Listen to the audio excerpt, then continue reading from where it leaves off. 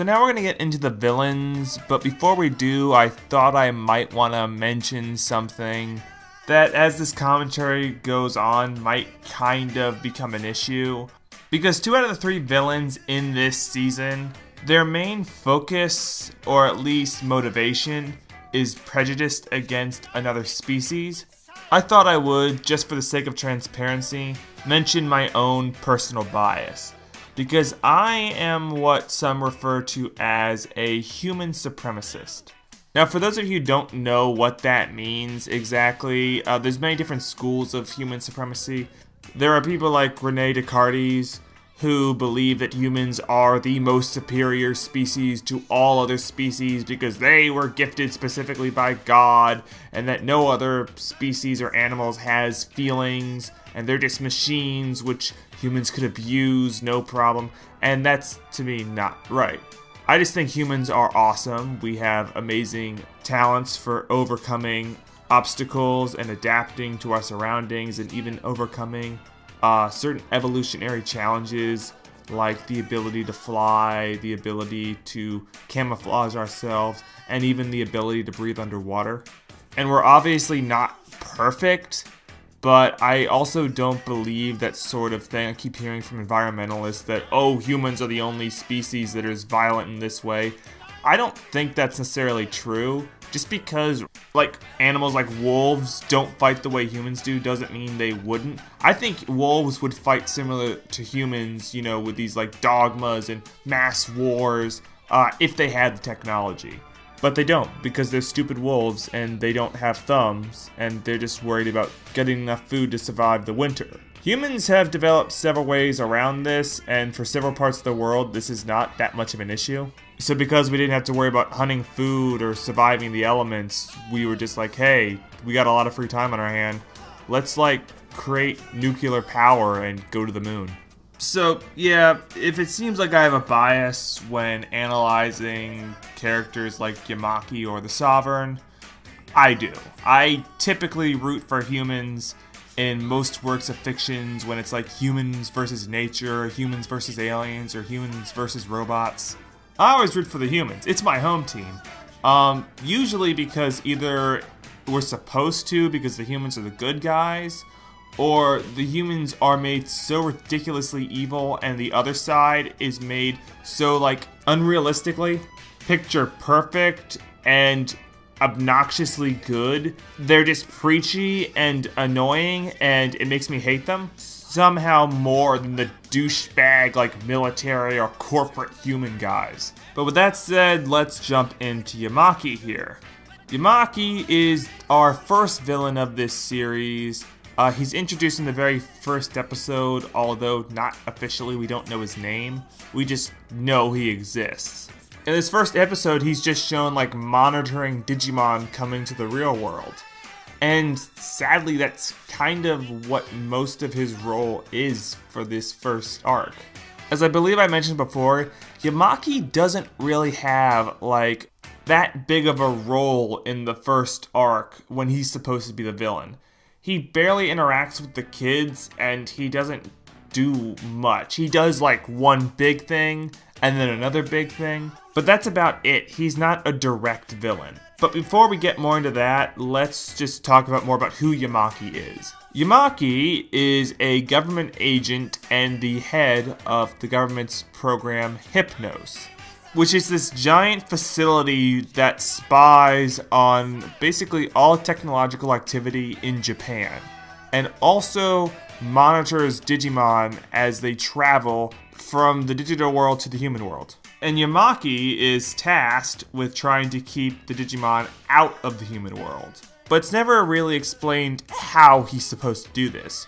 We never see Yamaki during these first few episodes successfully prevent Digimon from entering the digital world, which at first made me wonder what exactly his job was. I wasn't sure if his job was to actually stop them. He was just seen driving around in black vans and going to where Takato and the other kids were earlier in the episode, and just meant to look mysterious. And what he's doing in these first few episodes almost never overlaps into what the kids are doing. which creates this kind of disconnect between our supposed antagonists' own goals and motivations and the kids. And that sort of disconnect is okay for a couple episodes, just establishing the villain and establishing the heroes, that sort of thing.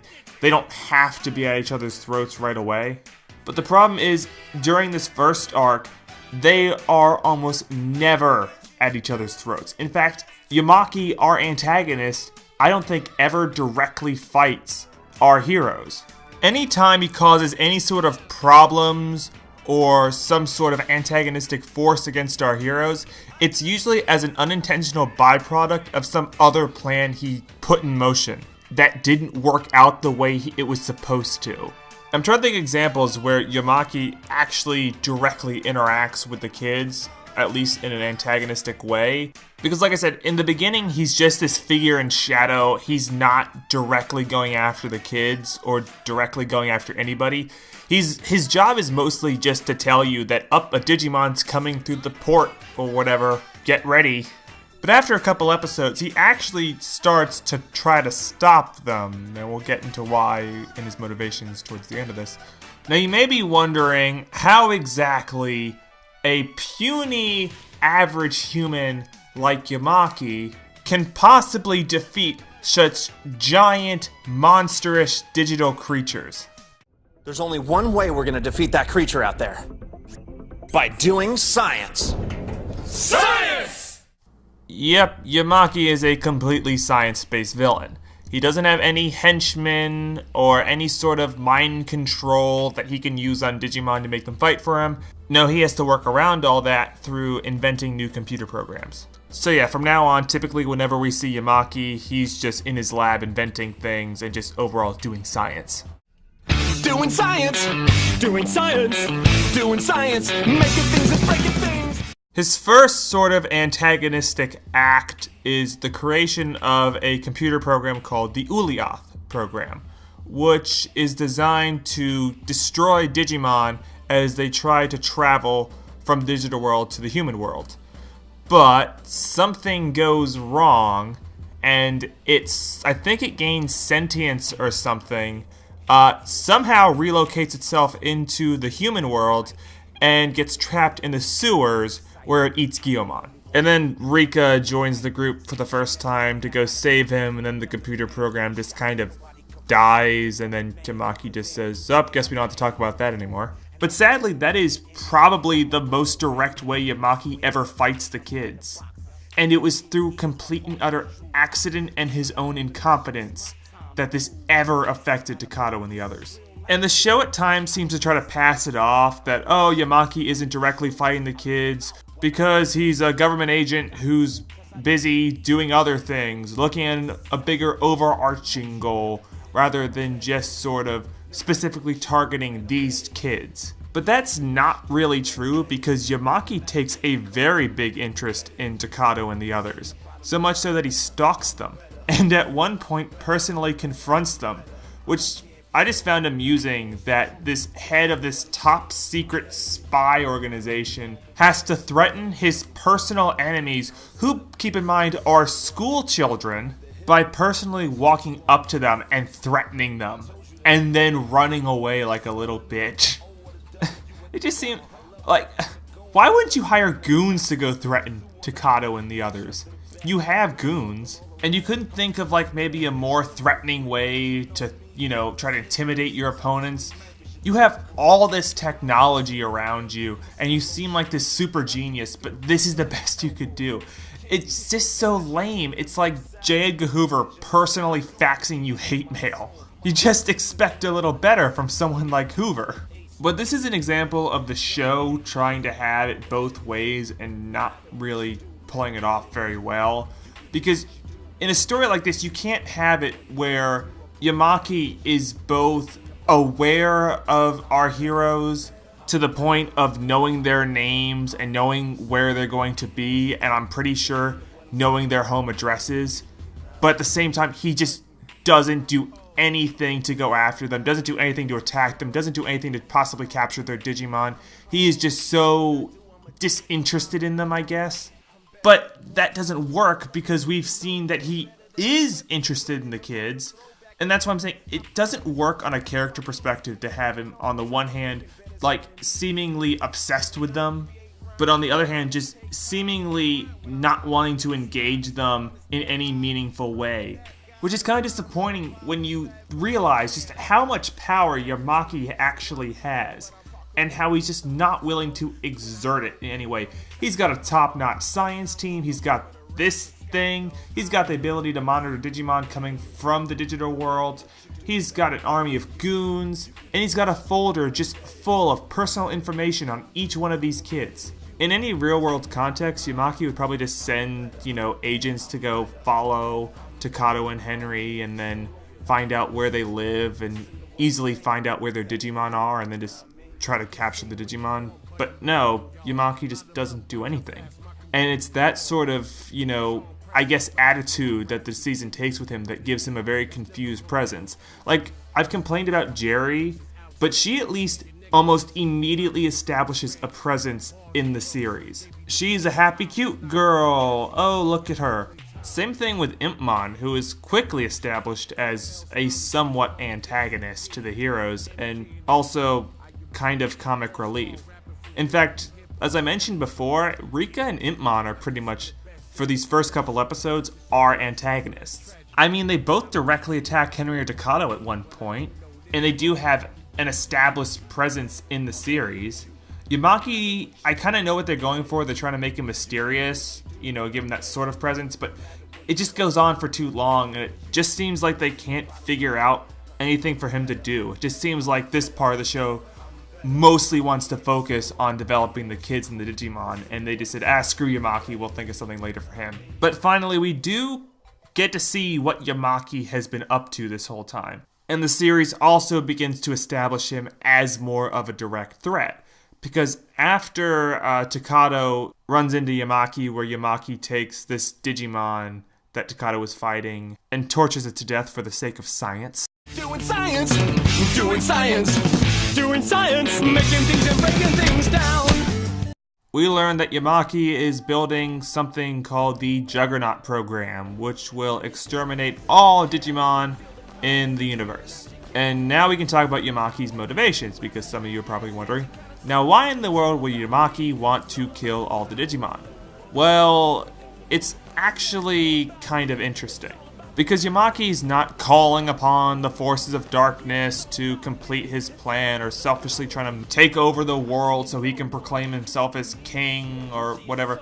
He's doing this because he feels it's the only way to save humanity. You see, Yamaki is somebody who has studied Digimon for quite a while now. He knows their origins. He knows that they were originally a fighting computer game program that morphed into somehow somewhat organic life forms that are trying to come to the human world. And Yamaki fears this because he feels they're going to come to the human world and either wipe out humanity or enslave it. And he's the only one that can stop that apocalyptic future from happening by genociding all Digimon and completely destroying the digital world. Now, Yamaki, and to a much greater extent his successor Kurata, have had their ideologies concerning Digimon compared to another ideology, usually by fans, but I feel like that's unfair to both of their characters because I feel like it cheapens what I consider very rational and relatable concerns and fears that these characters have. And it's actually one of the reasons why I can personally relate to them. Now I'm gonna go out on a political limb here and make the controversial statement that I believe racism is wrong. And if kids shows or movies want to promote that message, that's good. But if that's the message that's trying to be promoted here, at least according to some of the fans, through, making Yamaki the antagonist, it doesn't really work. Because racism to me is the irrational fear of somebody due to the color of their skin. But the reason why trying to translate that over to Digimon is not a good idea is because of the fact that Digimon, if they existed in real life, would be completely terrifying. They're giant monsters. Let me try to explain. Let's just take any race, black people just for the heck of it. Random black guy on his own, not scary. But if all black people were 30 feet tall, could shoot laser beams out of their mouth, were immune to bullets and all forms of modern defense. And on top of that, were formerly a computer program where they were specifically designed for the sole purpose of fighting and destroying things, yeah, then black people would probably terrify me a lot more. And it would not be irrational. I know this is kind of like a long off-topic rant, but this is just a big pet peeve I have in movies and stuff, where they'll try to make a message about like why racism and homophobia is wrong, and they'll set up a story with like this, you know, proxy group that's supposed to represent the discriminated against minority, but they'll give that proxy group insane destructive powers that could level an entire city overnight. And it makes me feel like an asshole because I end up siding more with the guy who says, no, this is terrifying and this is a reason we should be concerned about this small proxy group, but I'm supposed to be rooting against him and rooting for the proxy group. It's just something that bothers me. Well, that was an uncomfortable conversation. Where were we? Oh yeah, Yamaki and his genocidal death machine. So how the Juggernaut program is supposed to work is that it creates this sort of like suction hole that will suck Digimon into it and then destroy them, and also by extension destroy the whole digital world. And this to me is both one of Yamaki's highest points as a character, but also his absolute lowest points. Because about 14 or 15 episodes in, Yamaki boots up the Juggernaut program, and through the powers of science it begins like sucking up these random Digimon into this vortex, and it begins disintegrating them as they scream violently. But it's okay, because it's all in the name of science. But Science will save the day. Science, let's shout hooray! The world gets better every day because of science! But this whole program quickly goes tits up, where it turns out the Juggernaut program actually tears a hole in the plane separating the digital and human world, and this hole allows stronger Digimon now to invade the human world, because originally only like rookie or champion levels can get through this plane, but now they're sending down ultimate levels. And worse, it's the Devas. And Yamaki doesn't take this turn of events very well. I can't let you do this! I will never be a servant to any of you data scum! I never should have allowed children to interact with Digimon! What was I thinking? You... Yeah, me. What do you want? It's your fault! So yeah, Yamaki just doomed all of humanity, except the kids come and clean up his mess again. Now you would think with the Devas entering the story that Yamaki would not be the villain anymore, rather would focus solely on the Devas. That is kind of not true. The Devas are more of a direct threat that the kids are fighting. While Yamaki's back to his usual stick of hiding in the shadows and working on some super secret program that he thinks will win him the day, and avoids almost all direct confrontation with the kids. But he is actually doing some more interesting stuff than he was before. He creates a task force specifically to help him understand Digimon and help fight them better, and it consists of the people that originally created Digimon, the Monster Makers, one of whom is Henry's father, and another one is Shibumi, who has gone missing. Now this is important because this is honestly, in my opinion, Yamaki's most prominent relationship with another character in this season. He and Henry's dad become almost inseparable. For the rest of the season, they just start working in tandem with each other. And it leads to some interesting scenes because, especially in this first arc, when Yamaki is full-fledged diehard zealot about eliminating Digimon, and Henry's dad is just not as on board with Yamaki, especially when he figures out that Henry has a Digimon partner. But he manages to convince Henry's dad the destruction of all Digimon, good or bad, is for the greater good, especially when there are Digimon literally destroying the town as they speak. In fact, let's talk about Yamaki and the Devas, because I was actually really interested to see how the show would handle a three-way fight between Yamaki, the Devas, and the kids. And we kinda get that, but because Yamaki's just such a hands-off villain, once again, his presence isn't really established that much. It is mostly just the kids fighting the Devas, and then we'll cut back to Yamaki to see him doing something involving the Juggernaut program or talking to Henry's dad or the Monster Makers or whatever. Although they do kind of confront each other. The Devas, just to dick around with Yamaki, sent him some message in binary or something. I forgot what exactly happened, but I remember it really pissed him off. Do they think we can't decipher this?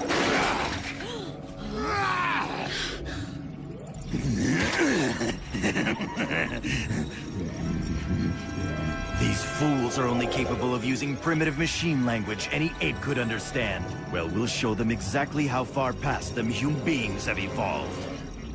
And then Yamaki tried to destroy one of them with, like, a version of the Juggernaut program. And of course it didn't work.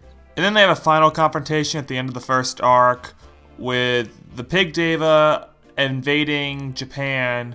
The kids not strong enough to defeat him. One of the Devas kidnapping Calamon. Yamaki booting up the Juggernaut program a second time. And then one of the Devas hacking it or something. And yeah, this pretty much goes exactly how you expect. Science will save the day. Science, let's shout hooray! The world gets better every day because of science!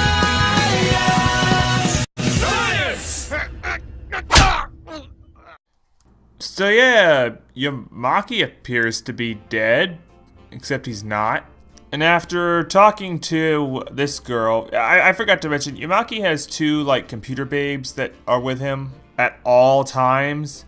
And this one's name is Riley, and it's hinted at that she has a romantic connection to Yamaki.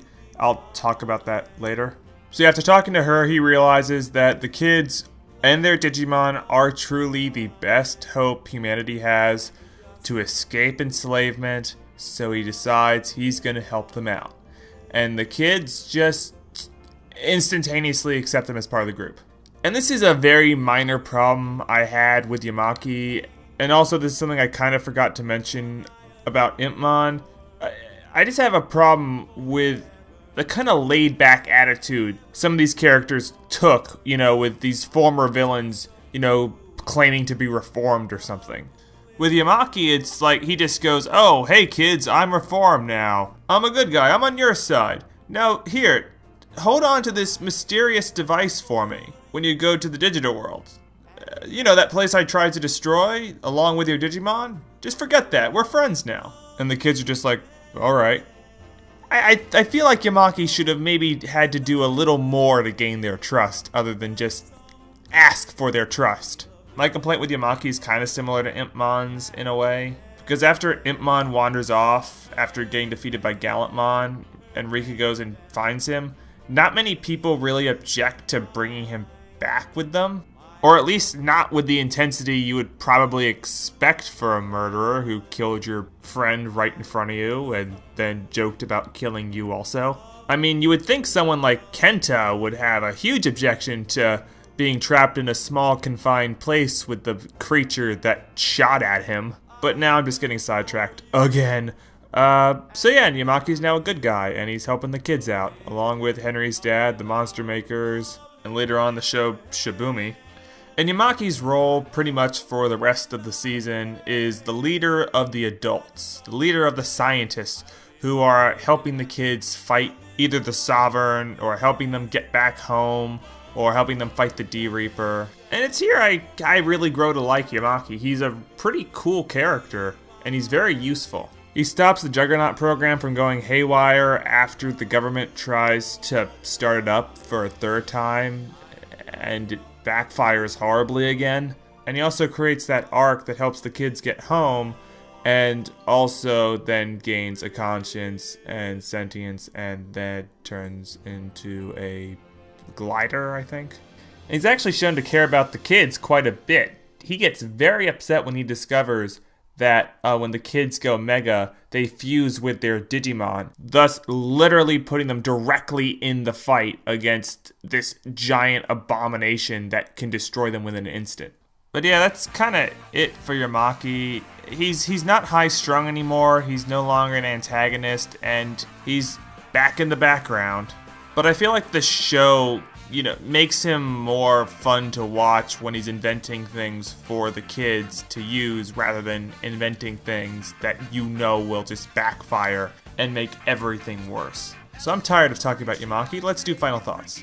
Yamaki is a villain who I really love the concept of. This sort of government agent who feels he's on some mission to save humanity, and in order to do this, he must destroy all Digimon, even the good ones, just to be perfectly sure that humanity will no longer have to fear them.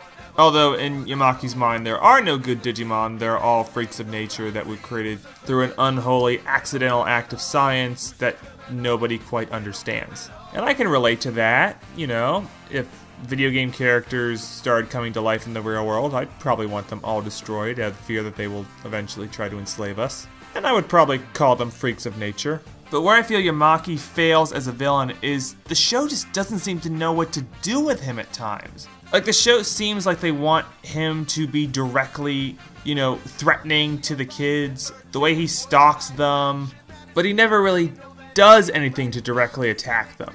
And the show kind of wrote themselves into a corner because they made him an incredibly powerful, high-ranking government official with a spy network that stretches all over the country. But the show never takes advantage of that for some reason. I think it's maybe because the fact that they realized Yamaki is kind of overpowered, at least in the sense of how much information he would have on them. I mean, he knows who they are, he knows what school they go to probably, and if he knows that, he could probably pull the records and figure out their names and where they live, and then he could just arrest them. But no, Yamaki is almost entirely disconnected from them, often almost his own little sub-story, and that just sucks.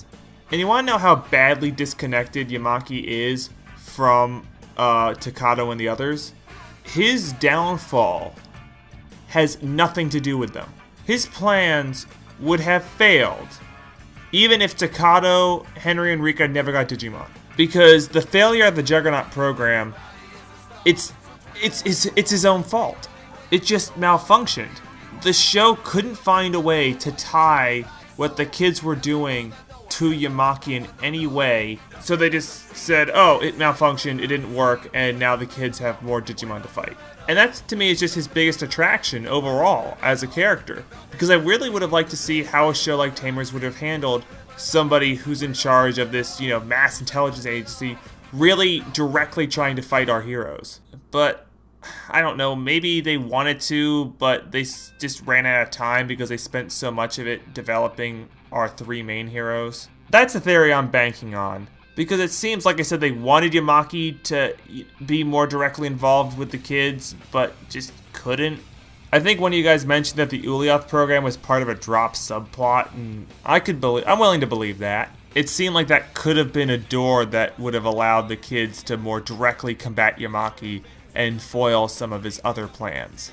But let's talk about some of the things Yamaki does right. I do have to say I like him as a reformed villain. It's not handled as well as it's handled with Beelzemon, but it's enjoyable. I like the relationships he gains with characters such as Henry's dad, who himself is shown to be a very fun, likable character. And I do like the relationship they have. They conflict on some things, but you can tell they, respect each other and learn from each other. In fact, you can say Yamaki kind of rubs off on Henry's dad a little bit at the end. But the other relationship I have to say I like with Yamaki is the relationship he has with his two computer assistants. These are just another example of two background characters that I think are written and characterized very well. They're very likable. They're in the show long enough to make an impression, but not long enough to overstay their welcome. And they're both different from each other, and there's enough stuff hinted at in their background and personal life that you can kind of just let your imagination run wild with. And they have their own little scenes, which can be kind of cute and funny, and they themselves can be funny, which plays off Yamaki's more straight man persona. And I also enjoy it whenever a show or a movie, allows us to see the perspective of, say, like a grunt or a more low-level employee at some evil conglomerate or corporation or organization.